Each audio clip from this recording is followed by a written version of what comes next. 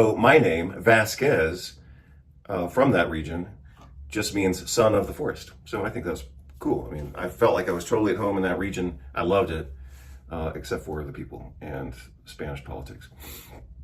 But anyway, go wherever you're happy, and that's the biggest part of the message, is go where you're treated well, and go where it lights you up, whether it's geography or architecture or people or food or music or dancing or whatever.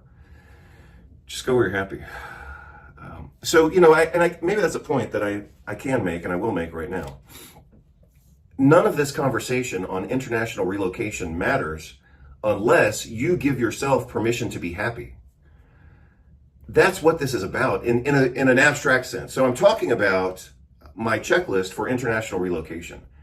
But why the hell would you even want to consider internationally relocating except to give yourself a better life experience, whether it's more safety, better income, it doesn't have to be more income, it just needs to be an income that works for your environment. So, I know people who are supremely happy making the American equivalent of $25,000 a year. Supremely happy. In the United States, that would be abject poverty. No one's going to be, I can't imagine these days with the inflation in the United States.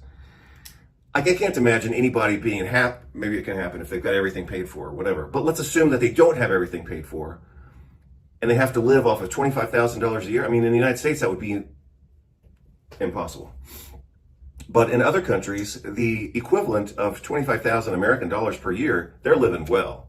So, the conversation on where you're going to live depends on what your needs are and what makes you happy. But that's the ultimate goal. That is what we're here for. It's not to be like hedonists, but we're not here to suffer. And anybody who thinks we're here to suffer just is wrong. So, I'm talking about international relocation, but the ultimate goal of international relocation is to have different experiences, a richer tapestry of experiences, and maybe get away from a place that's poisoning your food and spraying your air with chemtrails. So, let's see.